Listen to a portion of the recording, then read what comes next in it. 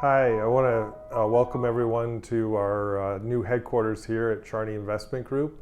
And I want to also introduce our newest member to the team, Alexis.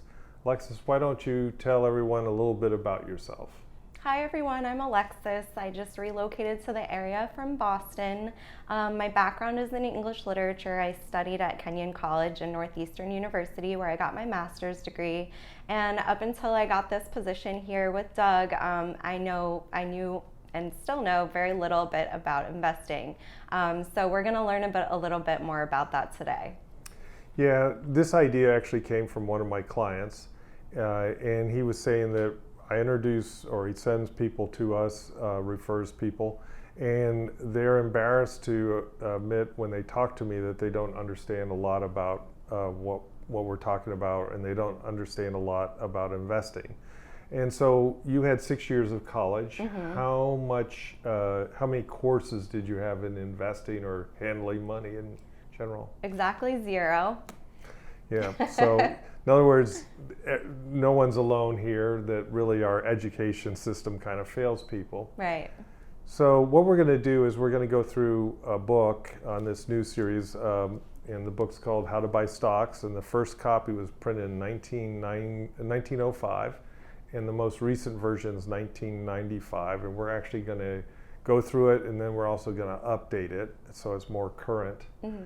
So the first chapter that we're going to cover actually has to do with different investment vehicles.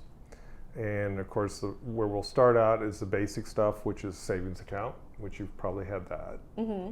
And really what's happening in a savings account is you give the bank teller your money, and they give you credit for it, and they pay you interest. Mm-hmm. That's no surprise. What you probably don't know is on the other side, what they're doing is they're basically loaning the money out for someone who's going to buy a car or a boat or some sort of, maybe their house. Now, the next level up, and we call these type of investments cash. Okay.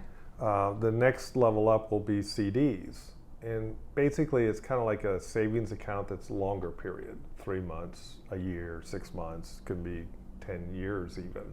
But most CDs are shorter term. I should point out that we do CDs here at Charney Investment Group, so you don't have to always go to the local bank.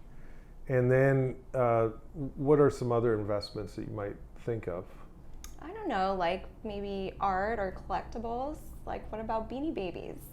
Beanie Babies at one time were investments. So yeah, you're correct. People would buy them, hope they went up in value, and then sell them for money. And we'll actually talk about what happens when something like Beanie Babies do that. But collectibles, absolutely. Art, antique cars can be an investment. Mm-hmm. And then there's also bonds, which most people think of, which are kind of like longer term CDs where you're loaning money to a company or a bank. They pay you interest and promise to pay you your principal back in, say, 20 years or 30 years. And then there's commodities, which would be stuff like coffee, or you can also buy gold and silver. People talk about that. And then there's stocks.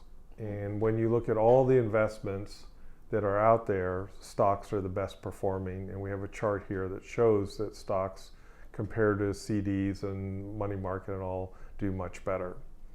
So that's really the first chapter. It really just has to do with the different types of investment vehicles. And then we're going to continue on and go into more detail in each of those types of investments. So I want to thank you all for joining us, and thank you, Alexis, for your first audition. You're very welcome.